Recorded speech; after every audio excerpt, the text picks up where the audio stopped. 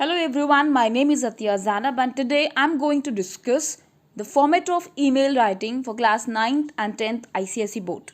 तो सबसे पहले हम डिस्कस करते हैं कि ईमेल होता क्या है और क्यों लिखा जाता है।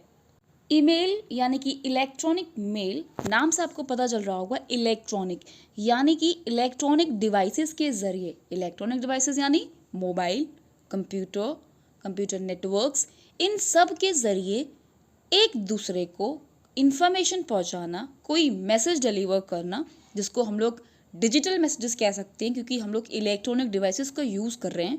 तो इलेक्ट्रॉनिक डिवाइसेस के ज़रिए अगर हम एक दूसरे को मैसेज भेज रहे हैं तो उसे कहा जाता है ईमेल। अब क्वेश्चन ये उठता है कि अगर इलेक्ट्रॉनिक डिवाइसेस के ज़रिए ही एक दूसरे को इन्फॉर्मेशन पहुंचाना, मैसेज पहुंचाना ही ईमेल का काम है, तो ये तो हम टेक्स्ट मैसेज से भी कर सकते हैं, व्हाट्सएप मैसेज से भी कर सकते हैं, ऑडियो मैसेज से भी यही काम होता है एंड वीडियो मैसेज से भी यही काम होता है। तो इसका आंसर ये है कि ईमेल जनरली उन लोगों को लिखी जाती है जिन तक आपकी अप्रोच डायरेक्ट नहीं होती। फॉर एग्जाम्पल, अगर कोई इंसान किसी इंस्टीट्यूशन में, किसी स्कूल में कहीं अप्लाई करना चाहता है फॉर जॉब और उसकी सोर्स इतनी नहीं है कि वो डायरेक्टली जाए और वहाँ पे जाके बात करे कि मुझे आपके यहाँ जॉब चाहिए एंड ऑल, तो वो क्या कर सकता है, वो जनरली ईमेल भेजता है। ठीक है, कैसे ईमेल भेजता है?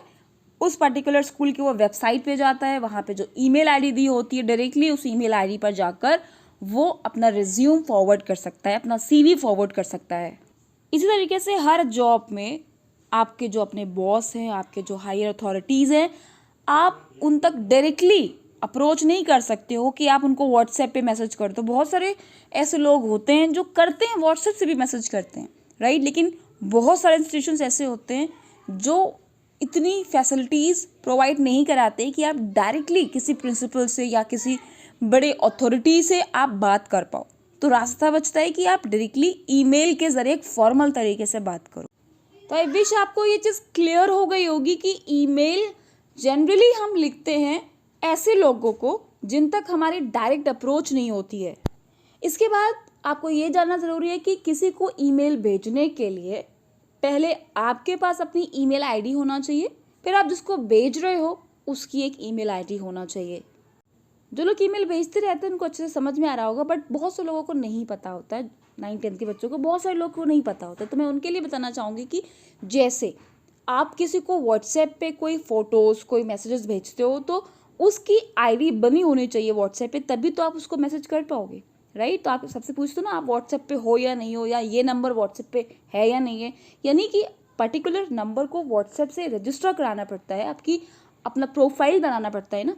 तो सिमिलरली जिस तरीके से आप व्हाट्सएप पे कोई पिक्चर, इमेज शेयर कराने के लिए आपको वो नंबर व्हाट्सएप से जुड़ा होना चाहिए, एक व्हाट्सएप नंबर आपके पास होना चाहिए। सिमिलरली किसी को ईमेल भेजने के लिए उसकी ईमेल आईडी आपके पास होनी चाहिए और आपके पास भी एक ईमेल आईडी होनी चाहिए जिसके ज़रिए आप उसको ईमेल भेज पाओ। अब तीसरी चीज़ ये कि भाई ईमेल जब हमें मोबाइल से ही भेजना है तो भाई 9th-10th के बच्चों को ईमेल क्यों प्रिपेयर कराया जा रहा है? भाई हमें पेन से तो नहीं लिखना है, किसी पेज पर तो नहीं लिखना है, किसी नोटबुक में तो नहीं लिख के देना होती है ईमेल, हम मोबाइल के ज़रिए ही भेजते हैं। तो आपको सिखाया इसलिए जाता है बच्चा, क्योंकि ईमेल ज़्यादातर जो लिखा जाता है वो हायर अथॉरिटीज़ को लिखा जाता है या अपने कलीग्स को लिखा जा सकता है। जब आप किसी कंपनी में, बड़ी कंपनी में काम करोगे तो ICSE काउंसिल आपको तैयार करना चाहती है कि जब आप जॉब करो, जब आप अपने फ्यूचर में किसी कंपनी में काम करो तो वहाँ पर आपको फ्रीक्वेंटली ईमेल लिखना होती है। तो ईमेल का जो कंटेंट होता है, आपको लैंग्वेज क्या यूज़ करनी है, आपको योर्स सिंसियरली लिखना है कि योर्स फ्रेंडली लिखना है कि योर्स फेथफुली लिखना है, नीचे आपको रिगार्ड्स लिखना है, थैंक यू लिखना है कि नहीं लिखना है, आपको कैसे लिखना है, what should be the content of your email. ये सब सिखाने के लिए ही ICSE काउंसिल आपसे ईमेल प्रिपेयर कराता है और 5 मार्क्स का आपसे ईमेल पूछता है।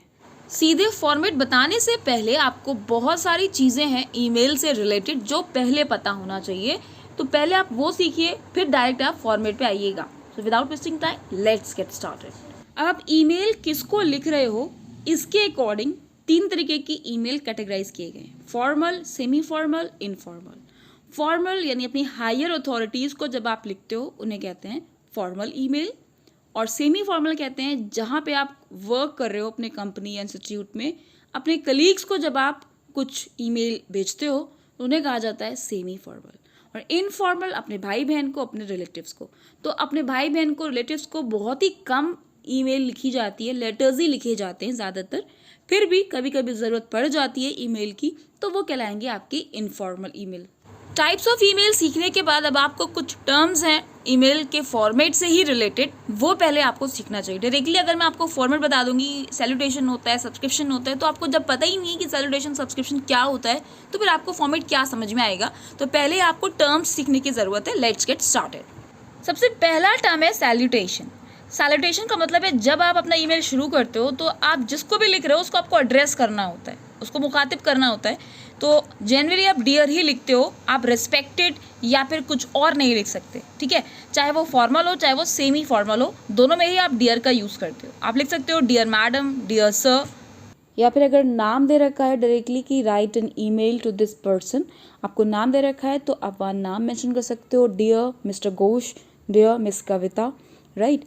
इसके अलावा आपको एक बात और ध्यान रखनी है कि अगर वो इंसान डॉक्टर है या कुछ और उसका डेजिग्नेशन मेंशन है, यानी आपको उसको टाइटल देना है, तो फिर आप वहाँ पर मिस्टर और मिस का यूज़ नहीं करेंगे, right. For example dear doctor Ghosh, now you can not write dear doctor mister, no, okay, either write the designation और just give the title mister और मिस।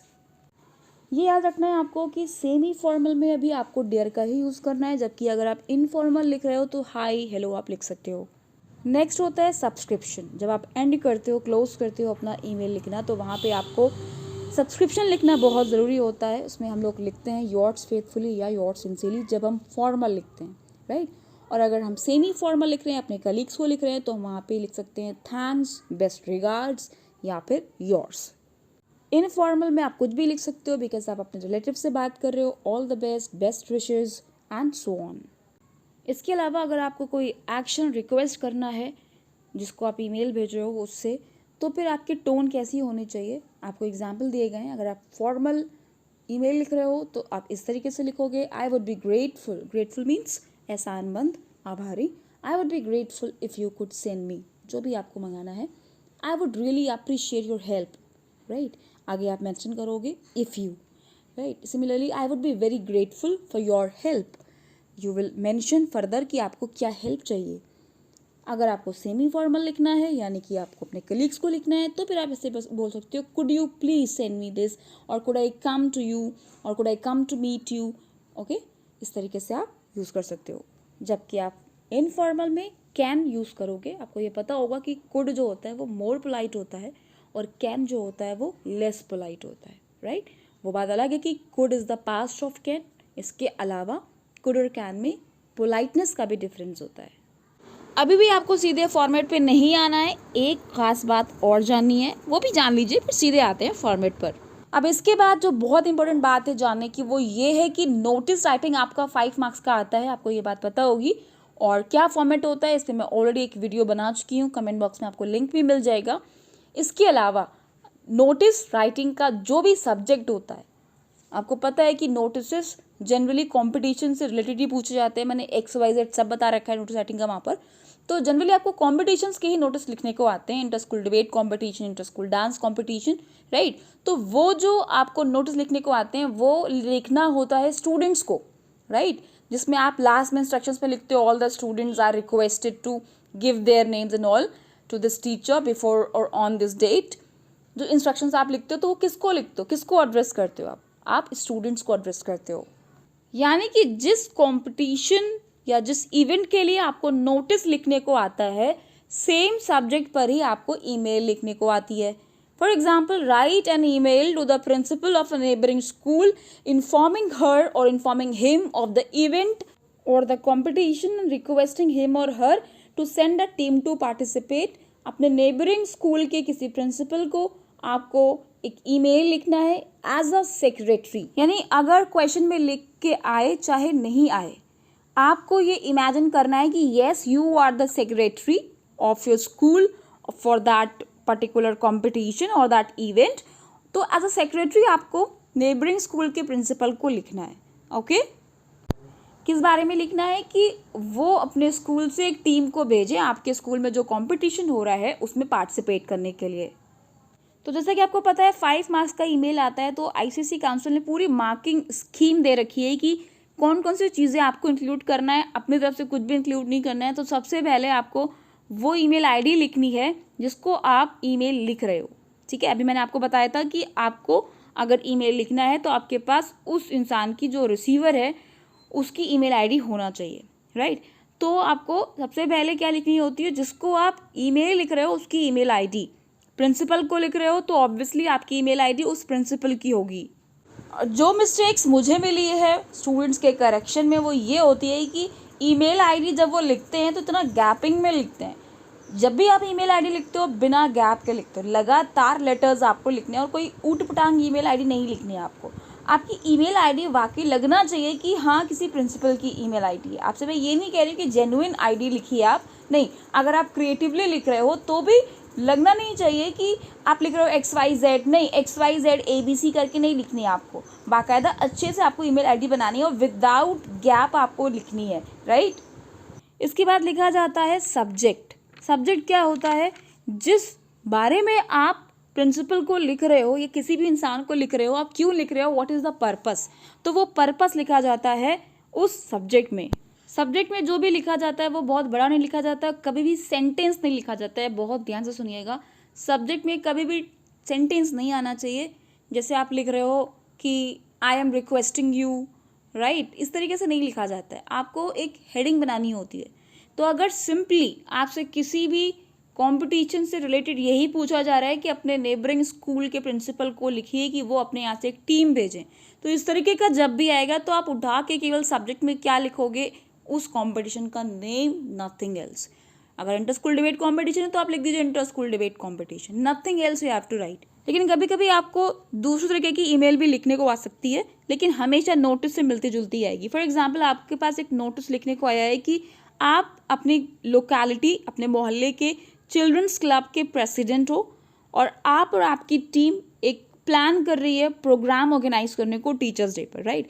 तो आपको एक नोटिस लिखना है उस लोकेलिटी में जो सुपरमार्केट है वहाँ लगाने के लिए, ताकि बाकी लोग उस प्रोग्राम के बारे में जान पाएँ, ठीक है। तो ये नोटिस आपको आया है और उसी नोटिस से रिलेटेड एक ईमेल पूछी गई है कि आपको उसी सुपरमार्केट, बिकॉज आपको सुपरमार्केट में नोटिस लगाना है, तो उसके लिए आपको ईमेल भी लिखने को आई है कि सुपरमार्केट के जनरल मैनेजर को आपको एक ईमेल लिखना है, उनसे परमिशन मांगनी है कि वो आपके नोटिस को अपने यहाँ डिस्प्ले करा दें, राइट। तो फिर आप सब्जेक्ट में क्या लिखोगे, इवेंट कौन सा है, टीचर्स डे सेलिब्रेशन, तो टीचर्स डे सेलिब्रेशन लिख सकते हो आप। One more example we are taking, for example एक नोटिस लिखने को आया है कि आपका जो स्कूल है वो inter class talent search conduct करा रहा है, तो आपको एक नोटिस लिखनी है ताकि स्टूडेंट्स को पता चल पाए इस इवेंट के बारे में, इंटर क्लास टैलेंट सर्च के बारे में, और इसी से रिलेटेड एक ईमेल लिखनी है अपने पास के एक नेबरिंग स्कूल के प्रिंसिपल को कि वो वहाँ से एक टीम भेजें, टीम ऑफ टीचर्स बाकायदा भेजें वो इवेंट को जज करने के लिए। तो आपको कंटेंट बहुत अच्छे से समझना है कि लिखने को आ क्या रहा है। यहाँ पे आपसे पूछा गया है कि प्रिंसिपल को ये लिखना है कि वो अपने यहाँ के टीचर्स की टीम को भेजें। अभी तक आपसे क्या पूछा जा रहा था कि कंपटीशन में पार्टिसिपेट करने के लिए बच्चों की एक टीम भेजिए ताकि वो पार्टिसिपेट कर पाए, लेकिन यहाँ पे आप देख रहे हो कि जो कंपटीशन है वो इंटर क्लास टैलेंट सर्च है। तो आपको आपकी बच्चों की टीम नहीं मंगानी है, आपको टीचर्स की टीम मंगानी है ताकि वो आपके स्कूल में जो इवेंट है इंटर क्लास टैलेंट सर्च उसको जज कर पाए। तो इसके लिए आप सब्जेक्ट क्या लिखोगे, रिक्वेस्ट टू अपॉइंट जजेस for a talent search event, right. तो आपको ध्यान रखना है कि सब्जेक्ट आपका एक सेंटेंस नहीं होना चाहिए, डिपेंड करता है कि आपको किस तरीके का ईमेल लिखने को आ रहा है। तो वापस आते हैं फॉर्मेट पर। पहला मैंने आपको बताया कि आपको टू लिखना होता है, दूसरा आपको बताया कि सब्जेक्ट लिखना होता है, ठीक है। अब ध्यान ये रखिएगा कि दो तरीके के फॉर्मेट्स होते हैं, दोनों में कुछ खास डिफरेंस नहीं होता सिवाय इसके कि एक में टू और सब्जेक्ट को हेडिंग बना के लिखा जाता है, TO2 और SUBJECT हेडिंग बना के बाकायदा लिखा जाता है, और उसके बाद कोलन का यूज़ किया जाता है, डैश का यूज़ नहीं किया जाता। जबकि दूसरा फॉर्मेट ये कहता है कि आप डायरेक्टली बिना हेडिंग के आप वो ईमेल आईडी लिख दो प्रिंसिपल की, उसके नीचे डायरेक्टली सब्जेक्ट लिख दो विदाउट हेडिंग। तो दो फॉर्मेट जो होते हैं दोनों में खास डिफरेंस नहीं होता, सिवाय इसके कि एक में टू और सब्जेक्ट हेडिंग मेंशन करके लिखते हैं और दूसरे में हेडिंग नहीं लिखते हैं, सीधे लिख देते हैं। इसके बाद हमें इंक्लूड करना होता है सैल्यूटेशन। सैल्यूटेशन पे मैं अभी पीछे डिस्कस कर चुकी हूँ कि क्या होता है सैल्यूटेशन। जब हम किसी भी इंसान को इसको हम लिख रहे हैं उसको एड्रेस करना होता है सबसे पहले, राइट, टू और सब्जेक्ट के फौरन बाद। तो हम उसको लिखते हैं dear sir, dear madam, right. आप रेस्पेक्टेड वगैरह नहीं लिख सकते हो और इसके बाद आपको कंपल्सरीली कॉमा लगाना होता है। कॉमा नहीं लगाएंगे तो आपके मार्क्स कट सकते हैं, ठीक है। तो कॉमा आपको ज़रूर लगाना है सैल्यूटेशन के बाद। सैल्यूटेशन के बाद लिखा हुआ है ओपनिंग सेंटेंस, ठीक है। और ओपनिंग सेंटेंस के बाद लिखा हुआ है बॉडी। तो बॉडी आपको पहले समझना है। बॉडी का मतलब होता है कंटेंट, यानी आप सब्जेक्ट मैटर क्या ले रहे हो, क्या लिख रहे हो, यानी जो पैराग्राफ आप लिखोगे, इन्फॉर्मेशन दोगे, जो भी आपको बात करना है अगले से, जो भी आप मैटर लिख रहे हो वो आपका कंटेंट कहलाता है, वही आपका बॉडी कहलाता है। तो इसका जो पहला सेंटेंस होता है उसे कहते हैं ओपनिंग सेंटेंस। और आईसीएसई काउंसिल ने ओपनिंग सेंटेंस के हाफ मार्क्स रख रखे हैं, यानी कि वो आपको जज करेंगे कि आप शुरुआत कैसे कर रहे हो, यानी आपकी ईमेल की शुरुआत बहुत अच्छी होनी चाहिए। अगर आप फॉर्मल ईमेल्स लिख रहे हो तो आपकी टोन फॉर्मल होना चाहिए, आपको इनफॉर्मल नहीं होना है। फॉर एग्जाम्पल यहाँ आपको टीचर्स डे पे लिखना है तो आपने ओपनिंग सेंटेंस रखा, teachers day is around the corner and we the residents of south city complex would like to express our gratitude, right. तो ये आपको टू द पॉइंट लिखना होता है, आपको फालतू की बातें नहीं लिखनी होती कि this is to inform you या I wish to bring in to your notice, right. तो ये सब पुराना हो चुका है और ये सब लेटर्स में लिखा जाता है। आपको ईमेल में सीधे मुद्दे पे आना है, यानी जो भी आपको इन्विटेशन देना है या आपको कुछ रिक्वेस्ट करना है तो सीधे आप अपनी बात शुरू करोगे। और 60% ईमेल इसी तरीके से आती है कि आपको नेबरिंग स्कूल के प्रिंसिपल को लिखना है, उसे इन्फॉर्म करते हुए कि वो अपने यहाँ से एक टीम भेजे पार्टिसिपेट करने के लिए। कंपटीशन से ही रिलेटेड ज़्यादातर आती है। तो अगर ऐसी ईमेल आ रही है तो आप उसको याद कर लो इस तरीके से कि आपको शुरुआत ऐसे ही करनी है। आवर स्कूल इज़ सेलिब्रेटिंग या आवर स्कूल इज़ ऑर्गेनाइजिंग, सीधे आपको ये बताना है। आपको नहीं लिखना है, मैं बार बार बोल रही हूँ this is to inform you and all, नहीं लिखना है, सीधे आपको अपनी बात शुरू करनी है। ओपनिंग सेंटेंस के बाद यहाँ दिया गया है बॉडी, जिसके 2 मार्क्स दिए गए हैं। तो बॉडी का मतलब वही है, कंटेंट जो आप लिख रहे हो उसको कंटिन्यू करना है, सारी इन्फॉर्मेशन आपको देनी है, राइट। अब जब आप कंटिन्यू करोगे तो उसमें भी आपको बहुत ध्यान रखना है कि फर्स्ट पैराग्राफ में आपने बताया कि आपका स्कूल ऑर्गेनाइज कर रहा है ये कंपटीशन।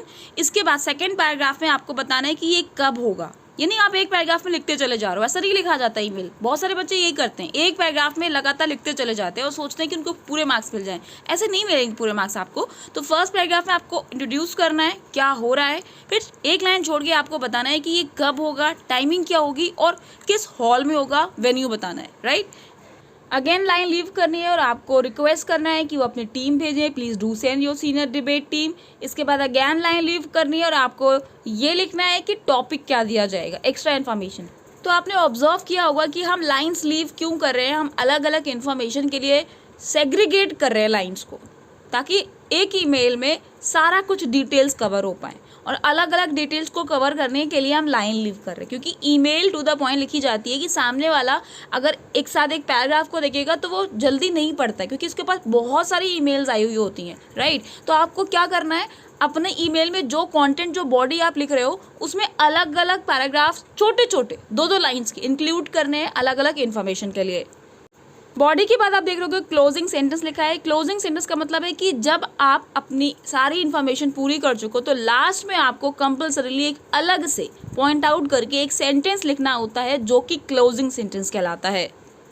अगर कंपटीशन वाला आ रहा है तो आप हमेशा इस तरीके से ही लिखोगे, we look forward to your school's participation in the competition. अगर किसी ईमेल में आप किसी से कुछ रिक्वेस्ट कर रहे हो किसी पर्टिकुलर एक्शन को लेने के लिए तो आप लिख सकते हो we look forward to a favourable response, या फिर लिख सकते हो anticipating a positive response. Anticipating का मतलब होता है एक्सपेक्टिंग, मुझे आशा है कि एक पॉजिटिव रिस्पॉन्स आपसे मिलेगा।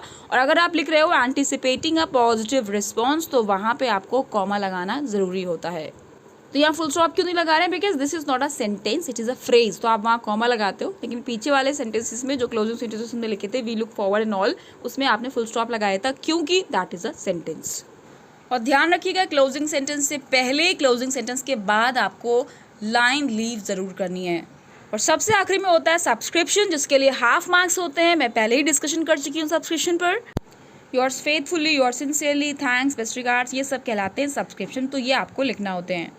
एक और बात जो ये हाईलाइट नहीं की गई है, ना ही उसकी मार्किंग दी गई है, वो ये कि सब्सक्रिप्शन से पहले और क्लोजिंग सेंटेंस के बाद आपको थैंकिंग यू लिखना होता है, राइट। तो वो आप नहीं भूलिएगा, आपको थैंकिंग यू लिखना है, उसके बाद आपको सब्सक्रिप्शन लिखना है। और थैंकिंग यू से पहले, थैंकिंग यू के बाद आपको लाइन लीव करनी है। और सब्सक्रिप्शन के बाद यानी कि योर्स फेथफुली के बाद कॉमा लगाना है। थैंकिंग यू के बाद भी आपको कॉमा लगाना है। और डियर मैडम जो आपने सैल्यूटेशन लिखा था वहाँ भी आपको कॉमा लगाना है। तो कॉमाज आप नहीं भूलिएगा।